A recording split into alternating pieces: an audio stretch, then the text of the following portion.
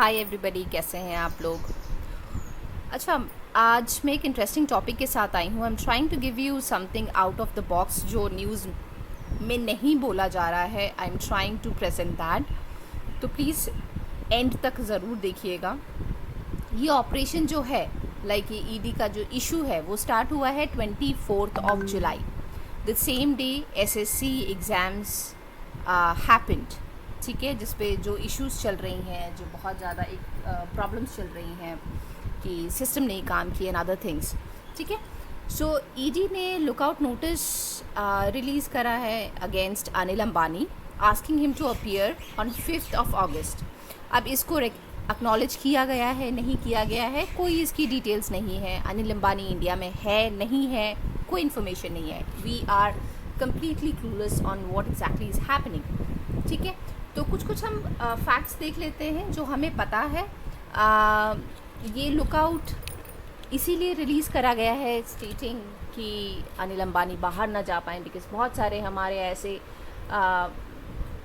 बहुत ऐसे हमारे धुरंधर रहे हैं जिन्होंने इस तरीके की घपला करा है। वो कंट्री छोड़ के चले जाते हैं एंड देन वी से भाई वो कंट्री में है ही नहीं, तो हम क्या कर सकते हैं। हालांकि जो कंट्री में है उनका भी हम कुछ नहीं खास कर सकते हैं, जो फिर जो कंट्री के बाहर चला गया उसका हम क्या ही करेंगे। तो अनिल अंबानी जी पे prevention of money laundry act implement किया गया है। हम जानेंगे एग्जैक्टली क्या है, व्हाट इज़ द केस। ठीक है, ऑपरेशन जुलाई 24 से शुरू हुआ था, 3 दिन। तो समन जो है वो 50 कंपनी के अगेंस्ट है, 35 लोकेशंस, 25 इंडिविजुअल इन टोटल। ठीक है, ये ऑलरेडी आपने बहुत बार सुन लिया होगा, मैं दोबारा इसको नहीं बोलूँगी। So it is a classic case of possible corporate will misuse. तो जो कॉर्पोरेट आप लोन्स वगैरह दे रहे हो या कुछ दे रहे हो, उसका प्रॉपर मिसयूज़ इस केस में करा गया है और प्रॉपर एग्जाम्पल है। ठीक है, अब देख लेते हैं। Student Reliance infrastructure transferred fund to CLE over several years. तो ये असल मुद्दा है। मुद्दा ये नहीं है कि लोन लिया, लोन नहीं चुकाया या जो भी है। मुद्दा ये है कि रिलायंस जो है इंफ्रास्ट्रक्चर, उन्होंने CLE करके कंपनी है, उनको बहुत सारे पैसे दिए गए हैं। बहुत सारे पैसे क्यों मैं बोल रही हूँ, क्योंकि इसकी हर इंसान अलग अलग नंबर बता रहा है। अनिल अंबानी जी अलग बता रहे हैं, उनकी कॉरपोरेशन अलग बता रही है, and all that things are happening. ठीक है, तो CLE जो है वो उन्होंने पेमेंट नहीं करा। ठीक है, they defaulted on repayments. Instead of flagging this loss, Reliance ने क्या करा, Reliance infra quietly wrote off the fund as bad loan without disclosing that CLE was a related party. अब क्या होता है, जब हम बैंक से लोन लेने जाते हैं, ये जनरल केस में भी होता है, जब हम बैंक में लोन लेने जाते हैं तो हमें बताना पड़ता है कि भाई हम ये पैसे किस लिए यूज़ कर रहे हैं और कहाँ इम्प्लीमेंट करेंगे। इवन हम जब हाउसिंग लोन लेते हैं, होम लोन लेते हैं, तो बहुत बार घर पे इंस्पेक्शन करने आते हैं कि भाई दिखाओ तो सही क्या बन रहा है तुम्हारा, उसके बाद हम नेक्स्ट इंस्टॉलमेंट देंगे। ठीक है, तो as because these are big people, तो इनके लिए तो कुछ रूल्स एंड रेगुलेशंस होता नहीं है। जो होता है वो हम आम साधारण इंसान के लिए होता है। भाई अगर हमें कोई लोन देना है तो हमें 1000 तरीके के गारंटर एंड ऑल दैट, हमें ज़मीन अपनी देनी पड़ती है। तो इनको पहले भी नहीं दिया गया था, अभी भी ऐसे है कि भाई आओ, तुम तो मेरे घर के रिश्तेदार हो, तुम आओ पैसे ले जाओ। ठीक है, ऐसा वाला मुद्दा होता है और होता रहेगा, ये कोई बड़ी बात नहीं है। Now I think we are use to it now. ठीक है, तो चलो ठीक है, मुद्दा जानते हैं। Reliance infra quietly wrote off the funds as a bad loan. उनको लगा, उन्होंने बता दिया कि भाई आपने जो लोन दिया मुझे, अब वो हम रीपे नहीं कर सकते, बिना बताए कि भाई हमने आगे पैसे दिए थे CLE को। 90% of Reliance infra assets at peak were allegedly liquidated to CLE। तो 90% जो है रिलायंस इंफ्रा का, उसको लिक्विडिफाई कर दिया CLE में, उनको मर्ज कर दिया CLE में without even a proper paper work. यार पेपर वर्क तो करो, कम से कम इतनी बड़ी आप सैलरी दे रहे हो अपने CEO वगैरह को, कुछ तो करो, कुछ तो फ़ायदा लो उनका। The number is being debated as 6500 crore. However this number is not correct, let me tell you very upfront. ठीक है, Reliance infrastructure says its real exposure to CLE। ठीक है, अब मैं क्यों बता रही हूँ ये एग्जैक्ट फिगर नहीं है, वो आपको मैं नेक्स्ट कुछ सेकंडों में आपको पता चल जाएगा। अच्छा, एक स्पोक्स पर्सन है, हालांकि नाम इसका डिस्क्लोज नहीं किया गया है, from the Reliance group, saying that 10,000 crore were diverted to the CLE firm. जो CLE है उसको 10,000 करोड़ तक की फंड डाइवर्ट की गई है, बट कंपनी क्लैरिफाई कर रही है कि एक्चुअल एक्सपोजर वॉज 6,500। तो भाई जो हमें लिखित में दिया जा रहा है वो ये है कि 6,500 करोड़ ही है, बट पीछे से हमें खबर मिल रही है बैकडोर से कि भाई 10,000 करोड़ तक का फंड डाइवर्ट किया गया है। अब ये लिक्विडिफाई को इंक्लूड कर रहे हैं कि नहीं क्या कर रहे हैं वो आगे हमें ईडी की नोट जब हमारे पास आएगी, अगर आई तो हमें पता चलेगा, अदरवाइज़ ये फिर धूल में उड़ जाएगा जैसे बाकी न्यूज़ उड़ जाती है। ठीक है, तो ये इशू कब रिलीज़ हुआ है? इशू हुआ है 9 फरवरी 2025, नियरली 6 मंथ्स पहले ये डिस्क्लोज कर दिया गया है। रिलायंस इंफ्रास्ट्रक्चर ने बोला है कि भाई हम कुछ नहीं कर सकते, हमारे से ये चीज़ हो गया है।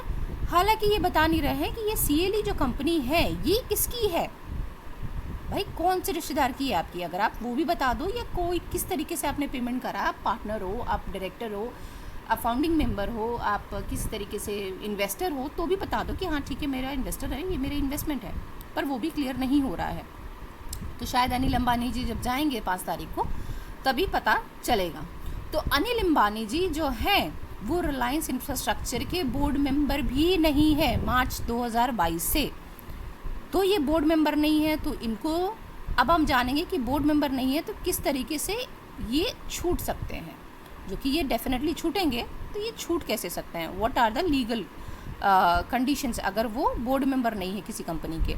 तो board exit, what exactly does this mean legally, legally जो होता है उसको कैसे इसमें हम देख सकते हैं। तो since Anil Ambani step down from the board of Reliance Infrastructure in March 2022, तो मार्च 22 में जो है अनिल अंबानी स्टेप डाउन हो गए कि भाई बस अब मैं बोर्ड मेंबर नहीं रह सकता, अब इशू है। He technically no longer holds decision making in the company, correct.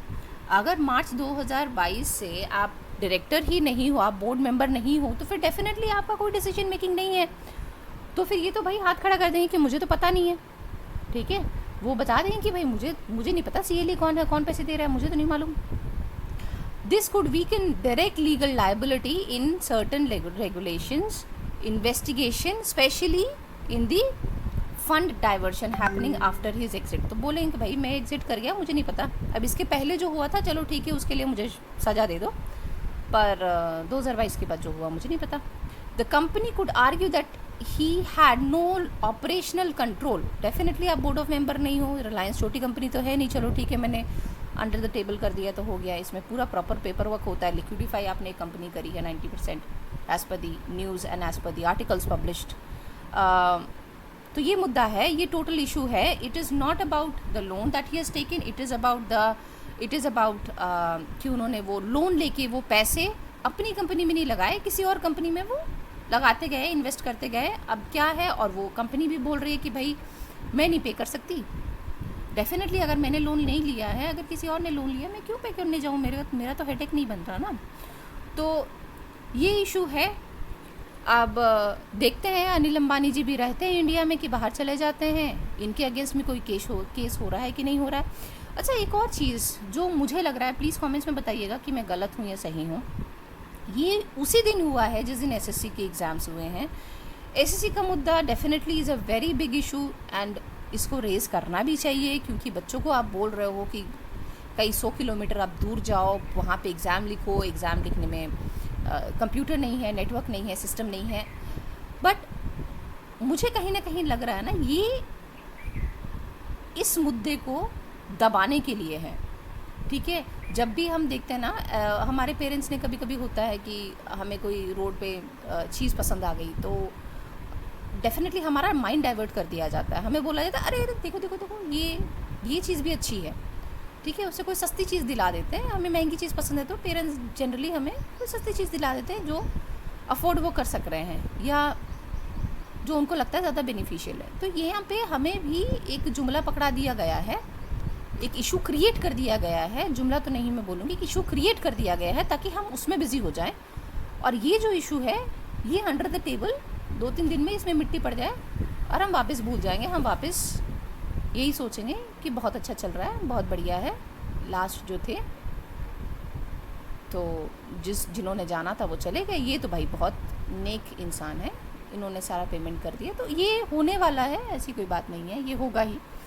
बाकी आपको कैसी लगी ये वीडियो मुझे बताइएगा, और अगर आपको लगता है कि इसमें कोई और भी एंगल हो सकता है तो कमेंट ज़रूर कीजिएगा। थैंक यू, बाय बाय, जय हिंद।